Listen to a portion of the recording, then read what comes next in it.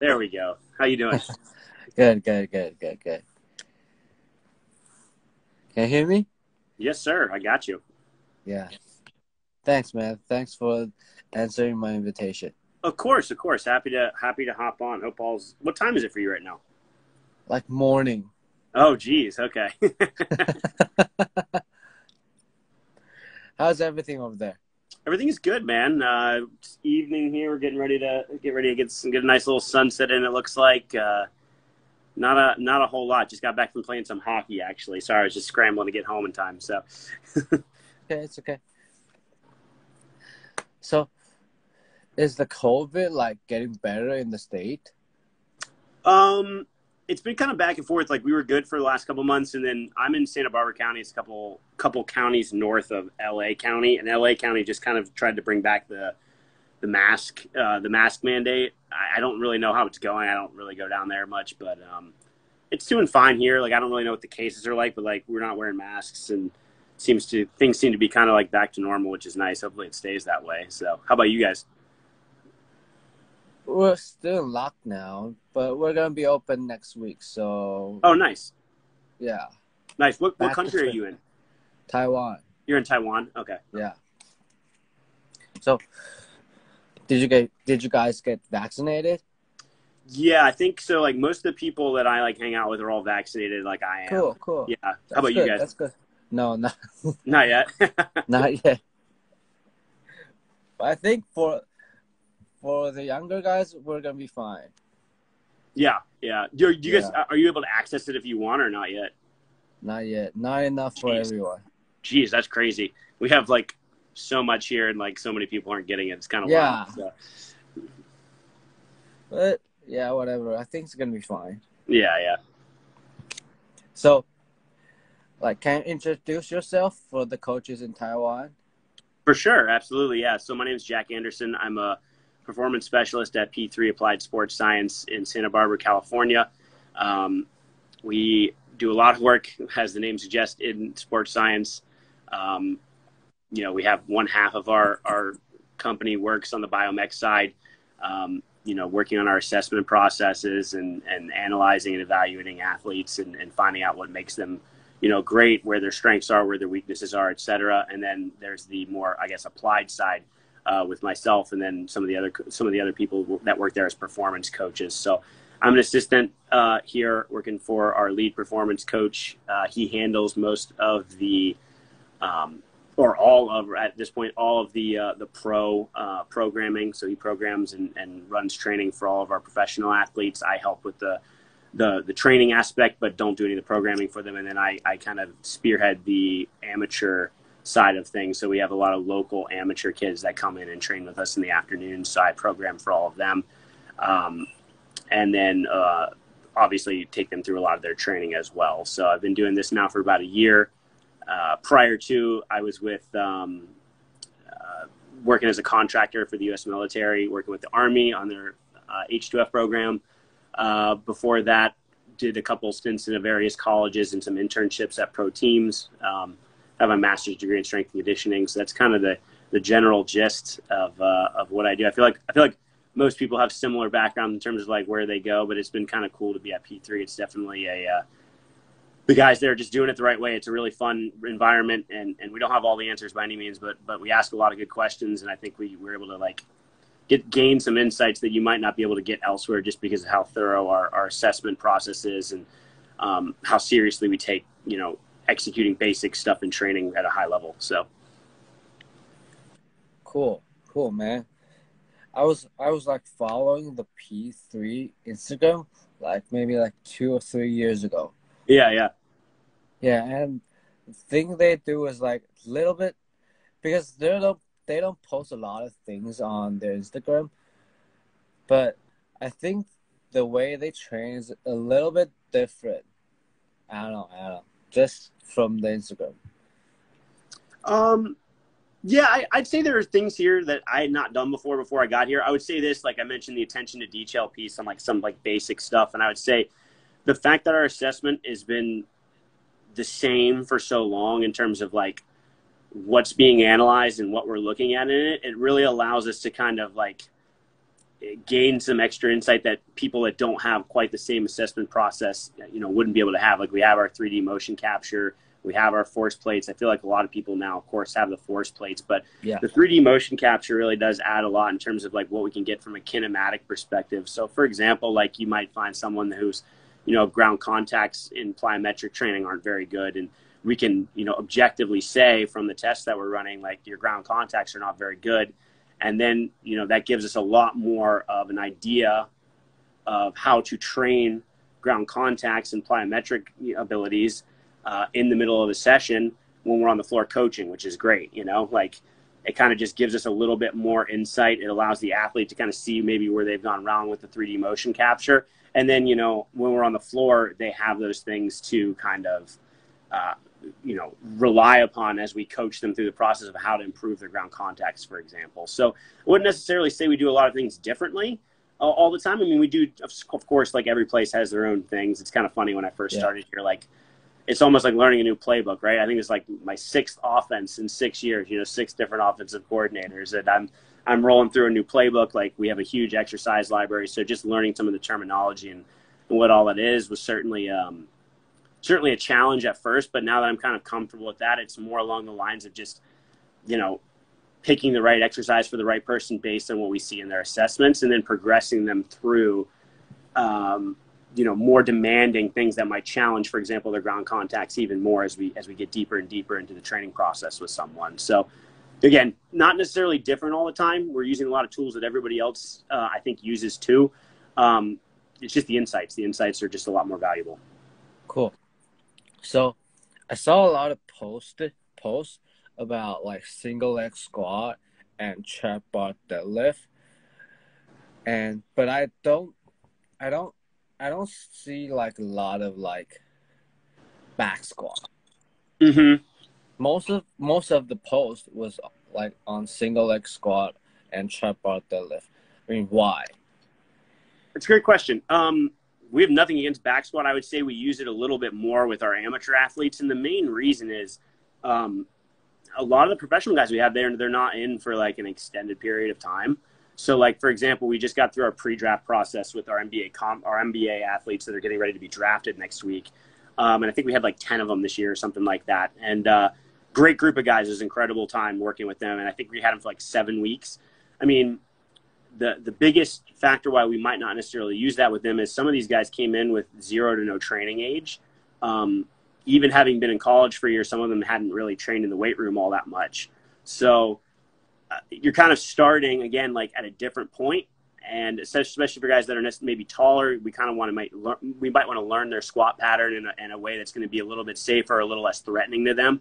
Getting a bar on some of these guys who are like 6'9", like getting a bar on their back and like trying to have them move a load that's going to cause an adaptation doesn't always look the best or doesn't always, end up the best. We're not opposed to using a back squat, but usually we're just going to save that bullet for later on in the training process. And so if you have a guy for a short period of time, we're probably going to focus on some other things that wouldn't involve the back squat, maybe for safety, maybe for anthropometrics, maybe, again, if these guys haven't trained very much, we can get a stimulus from a pretty heavy goblet squat. And we can get them to that stimulus in like 2 weeks, as opposed to a back squat. Some of them might really struggle to work their way through it. Similar to like how you'll see us like with a lot of our amateurs, which we don't post much on Instagram. A lot of them do a lot of different Olympic lift variations, but most of our pro guys really don't. Again, because we just don't have the time to put that in and make it an effective stimulus for them in that short of a time period. So we might have them do something more like a trap bar jump or something like that. And so that, to go back to your original point about the single leg squatting and the deadlifting, single leg squatting, especially with the bilateral deficit for these guys, we can get them up to a pretty solid level of load in a short period of time. Like it's pretty easy for them to kind of grasp the concept of a split squat or a Bulgarian or something like that. And then trap bar is the same. It's kind of a staple now that I work more with basketball players, and then I've been around some other coaches, and we have some NBA guys that come in frequently that we talk with as well. It seems like trap bar is really kind of the staple for these guys. It's pretty easy to not mess up, and you can get a nice stimulus out of it. And that's the main thing. It's like, especially for these guys, what are their needs as basketball players? Like more often than not, like in the weight room, some level of strength is going to be important because a lot of them don't have that. But then even beyond that, for guys that might be harder to convince them that that's something they need, just convincing them to do some heavy, slow loading for tendon health and stuff like that, which is, obviously stuff we see in basketball players of all levels who are playing a lot. Just to expose them to that stuff is at least going to be a win for us. So that's kind of the reason why we might do those things. Cool.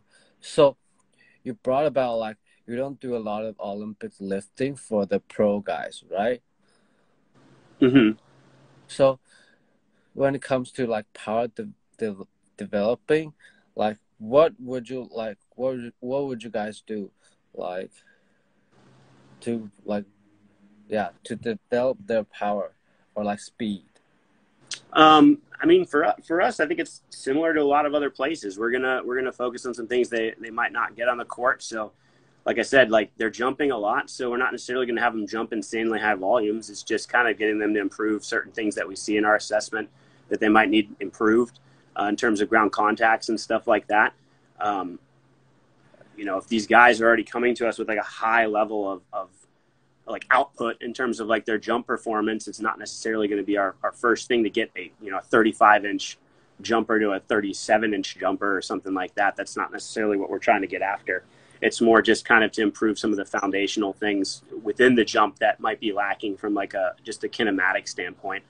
For those that do need power development, so like along our amateur line and everything, you're going to see, stuff prior to a lift where we're going to focus on power development. I don't know if you've like heard, for example, of like Mike Robertson at IFAST. He does a lot of this, and I used to use it a lot when I was coaching in college. But it's just kind of the R system or whatever, I think. So it's like the fourth one's like reactive, and it's some sort of power development, and you're trying to usually focus on that before you get into your lift. So it could be an explosive throw. It could be a med ball throw, like with lighter load. It could be a jump. It could be any of those things. And like, I guess a nice example of like how we might specifically pick an exercise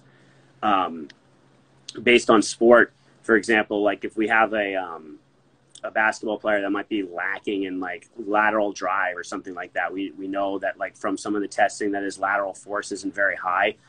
We might have him work on some sort of like skater or Haydn. Then we could do that in like a one-off setting where he's pushing as hard as he can out and resetting and doing it again. Or we could have him link the movement together into skaters like back and forth. But any of those types of things we might focus on for someone that, needs some more lateral power. And then, on the other side of the coin, if they're lacking vertical, there's just a lot of different ways we can train the vertical jump, right? We might do drop jumps, we might do box jumps, we might do hands on hip verticals. A lot of different options. Again, stuff you've probably seen before.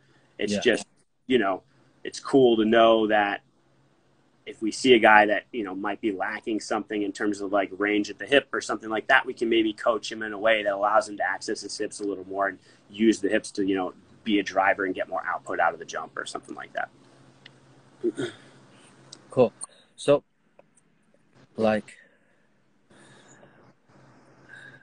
there's a lot of NBA players goes to like P3, right? Mm-hmm. For training.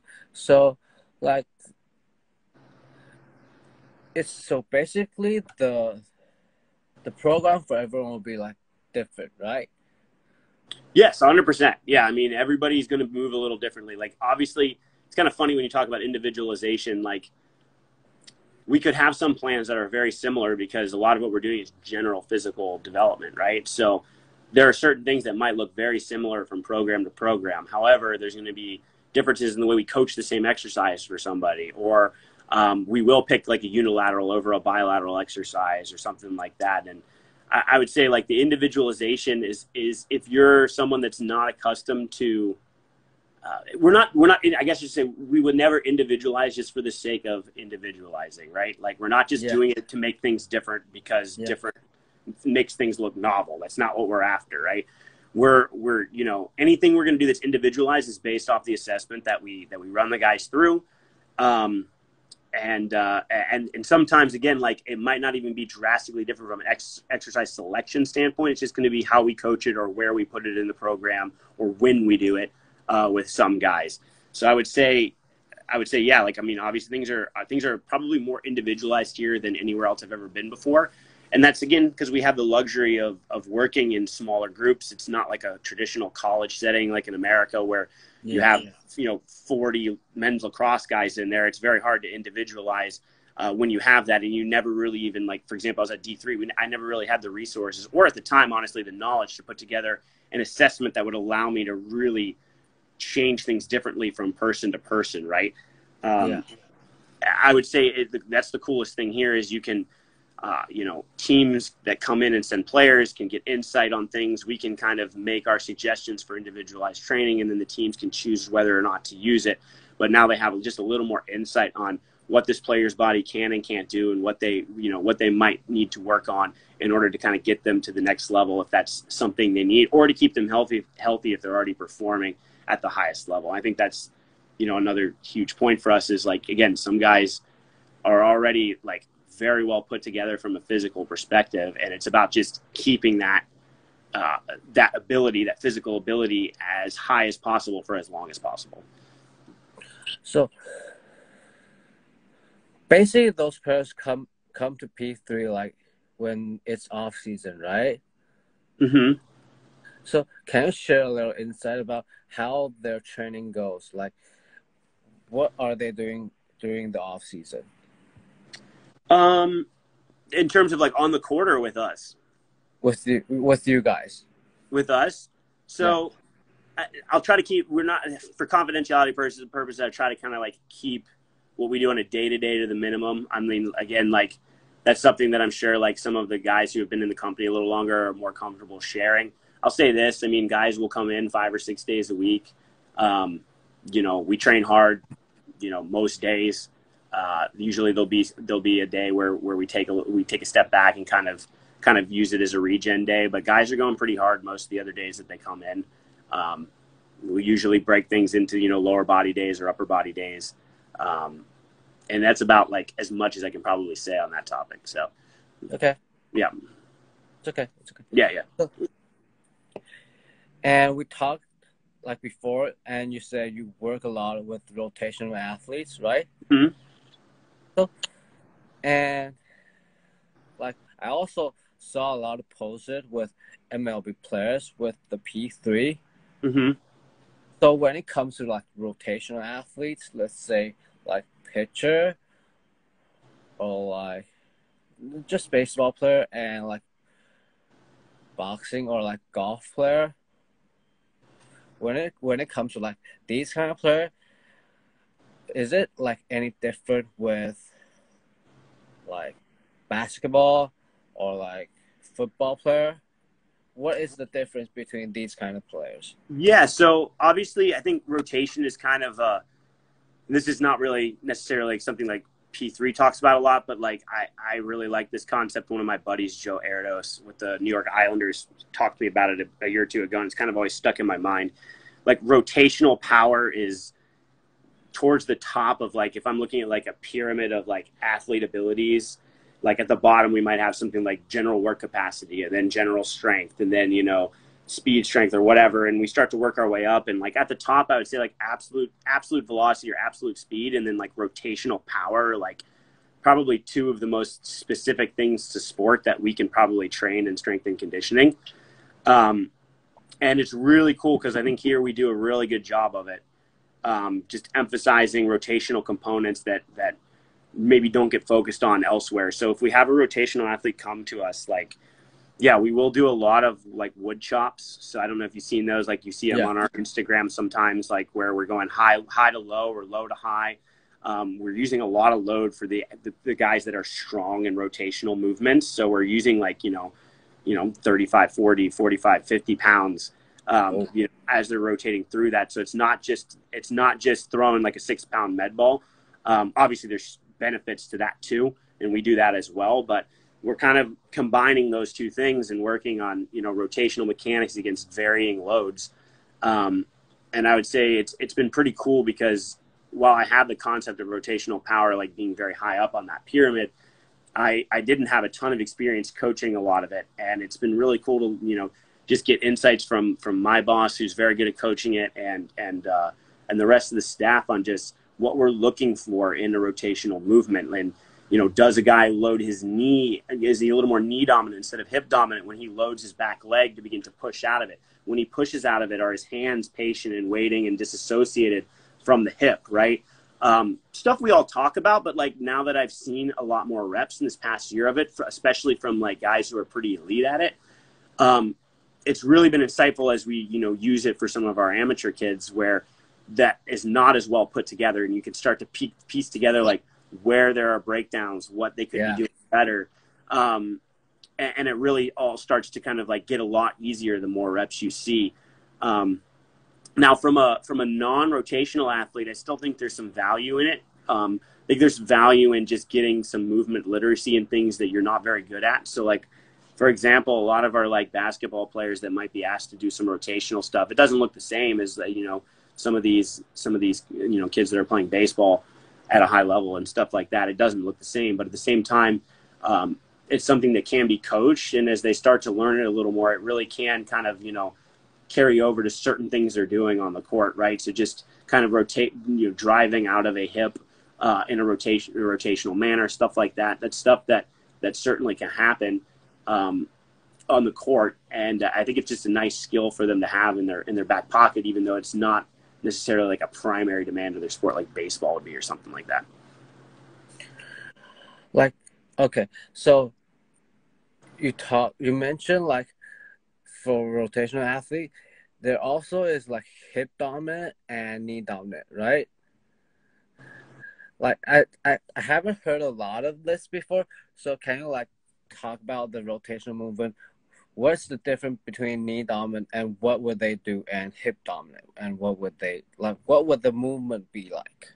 Okay, so it's honestly as simple as it sounds, right? So if you watch certain pitchers are going to go into a lot more knee flexion, and they're not really going to sit back into their hip. So like a right-handed pitcher, as he goes into his windup, he's not like a knee dominant one. He's going to kind of shoot the knee forward over the toe a little bit, and then he's going to go into his windup and go through his rotation and everything, right? I would say like you might get, I could be wrong on this. I have to go back and look at it. It's something that I'm still kind of getting used to, but I would say like you might get a little bit more whippiness of the trunk with that too. Like everything's just a bit more, I don't know. Like I guess whippiness is the best way to say it. Like you're just going to see guys go through a lot more like potential like flexion and movement at the trunk to kind of transfer that energy up the chain, and, you know, into the pitch. And you just see, I just feel like you're going to see a lot more of that going on in addition to the knee coming out in front. Now, a more hip dominant guy is probably going to have his chest up a little more. He's going to sit back into the hip and really push out of it hard, right? So it's just going to look a little different in that wind up as they're loading the back leg.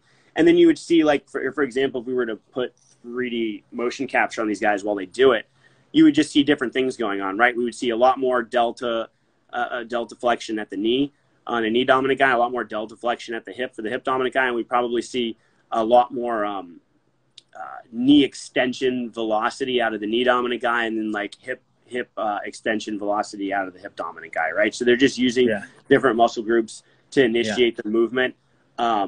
You know, it is interesting you mentioned that, like in training, if we have guys that are, you know, doing one thing or are more dominant in one way over the other, we're not coaching like a knee dominant guy to go into his hip more.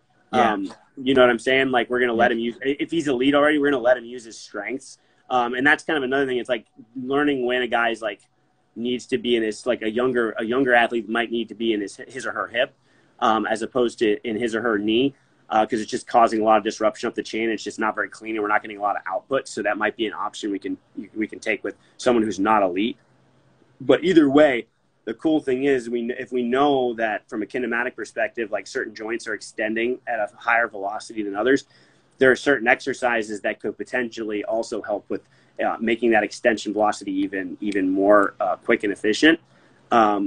And so that's kind of like a cool insight too. So we know we have a guy that is knee dominant and playing at a high level, and his knee extension velocity might be kind of low in our database. Like then we know if we attack that a little more, we might end up seeing some real transfer coming out of that in terms of like the velocity of his pitches. You know, whereas I think people that just look at things on force plates, if that's all you have, like obviously that's a great tool, but sometimes kinematic outputs will change and improve performance.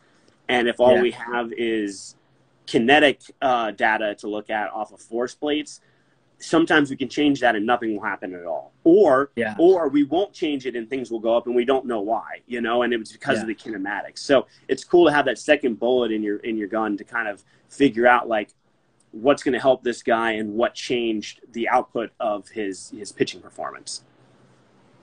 Okay. So when it comes to like rotational athletes, I always have like this question.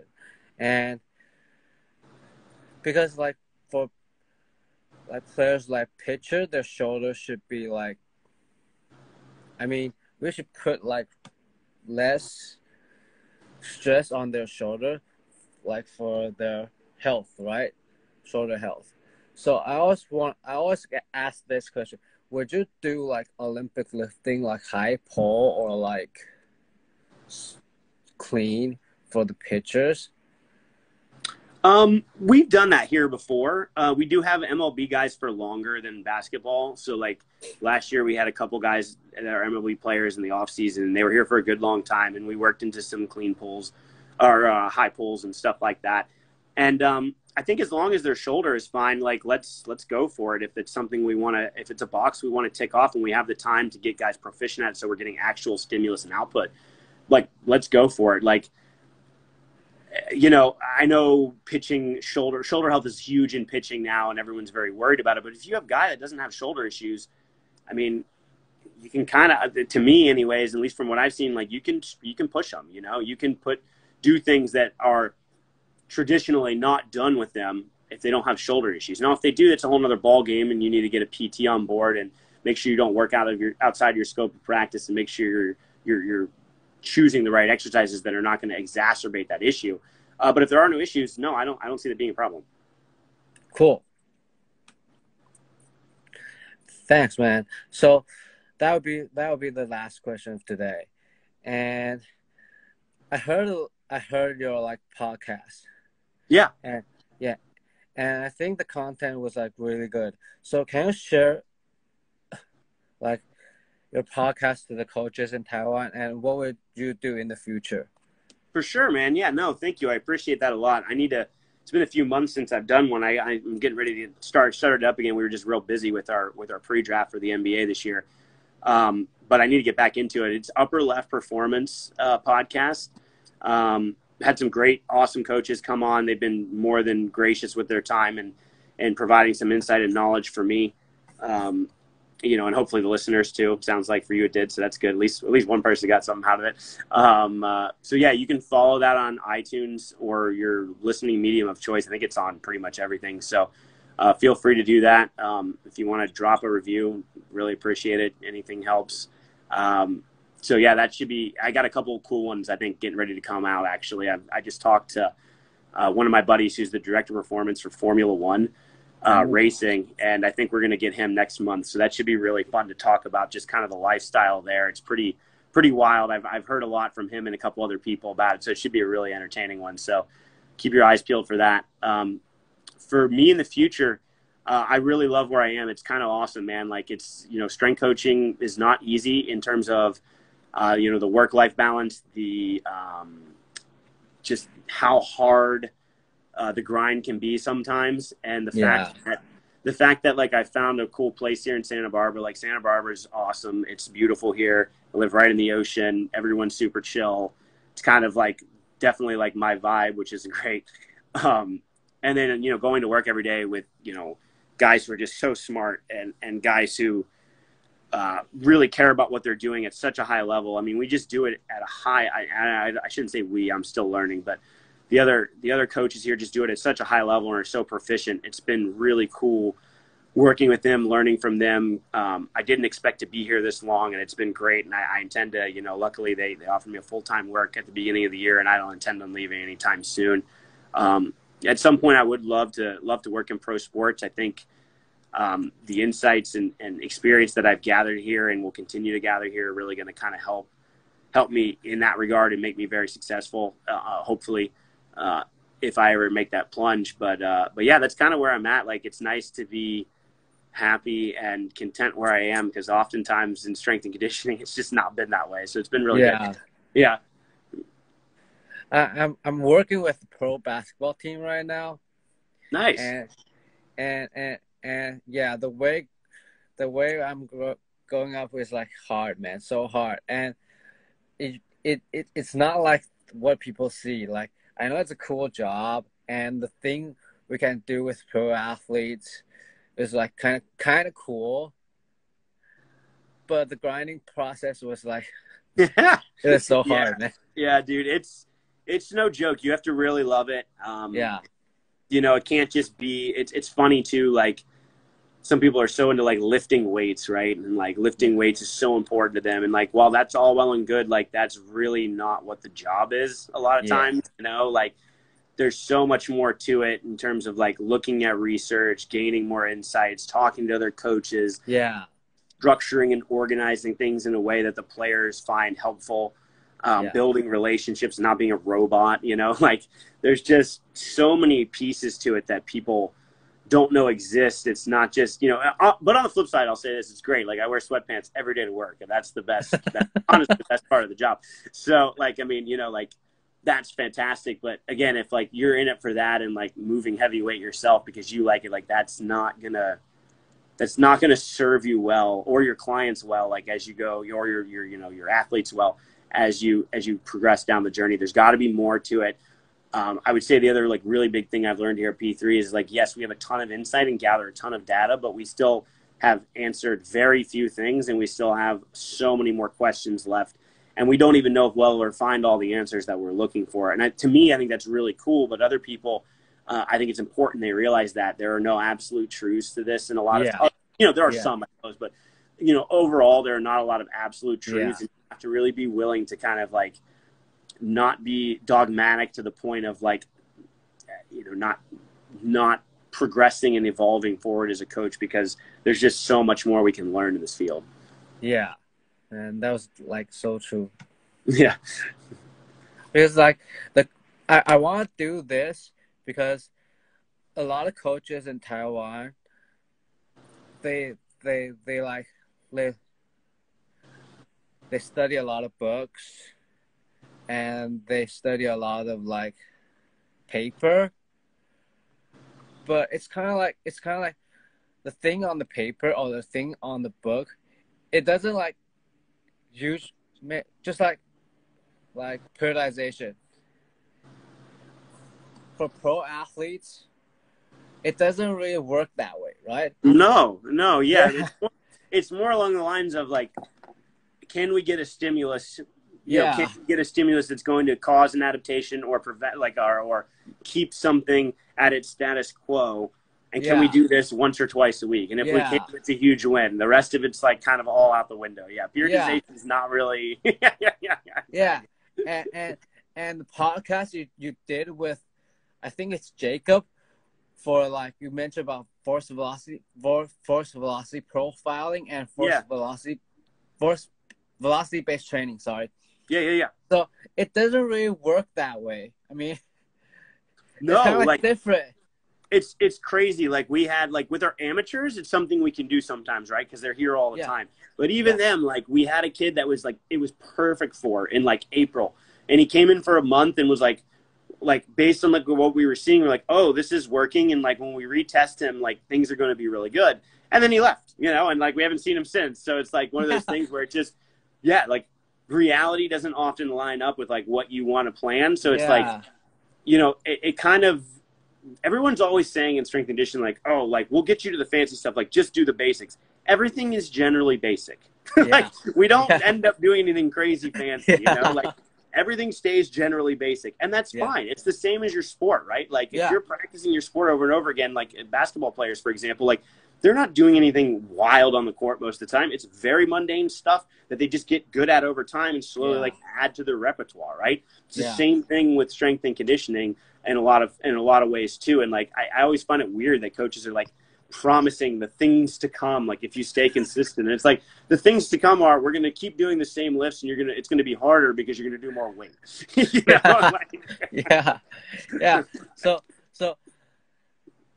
I love to do this because I want to share, like, because I'm working with pro athletes right now, and I, like 2 years ago, I go to Exos and for the performance mentorship. So it's like, it's not really like the things on the book or the things on paper. So, but it's like, it's crazy because here in Taiwan, it's like everyone follows the book, everyone follows the paper. I'm like, what the? Yeah. It's funny you say that too. Yeah, because like I read a lot more research now than I ever did because being at P3, like we try to do everything evidence based, and I will say this, like reading the research is extremely helpful. Yeah. Because you can start to question why certain things were done in certain ways, and it's not simply like, oh, I read this study about velocity-based training was effective, so I'm going to do it. Like, who were they doing it with? How long did they do it for? Like, what are some of the reasons why it might have worked here and it may not work where you are? You know, stuff like that. And all those things matter, right? Like if you're not focused on those things, like when you're reading the research and you're just looking for things to do with your athletes, like that's not particularly helpful. Like I'm reading a bunch of stuff right now on like eccentric overload in weightlifting, and then trying to think about it in the context of like plyometrics. And it's like, I've been reading and thinking about this for like 2 months, and I still don't really have like a solid beat on like what I'm going to do with it. It's something we're going to probably like do some in-house like research on a little bit, and like do some stuff on the force plates and see what comes of it. But at the same time, like we really don't have like any real insights on it yet, even though I've read like maybe 20 papers on it and I've thought about it for like an hour a day for the last month, you know? like it takes a lot of time to come up with things to do in the gym that might be different than what you're usually doing, unless you're someone that's just cool with going, this sounds cool, I'm going to do it, you know? Like, don't get me wrong, I've thrown a few things in there from like what I've learned, but I don't know what it's doing yet. You know, I know it's not bad. Like it's a solid plyometric, you know, variation of something we're doing, but I don't really know what it's doing yet, you know? So it's like trial and error, right? Yeah, exactly. Like let's find that balance between reading the research and then doing some trial and error on your own. Because if you're just waiting for the research, like you're never going to get anything done, because we're still proving that squats cause hypertrophy, you know? So, Thanks, man. I really appreciate for your time. Sorry for taking this so long, man. No, this was great, man. No, I appreciate you bringing me on, and sorry we couldn't do it Wednesday. It's okay. Yeah, but no, thank you. Good luck with everything over there in Taiwan, and if you ever want to chat again about anything, feel free to let me know. So, thanks, man. Appreciate your time. Love to do with the second episode, man. Hey, absolutely, anytime, brother. See you. See ya. So that's all for today. See you guys.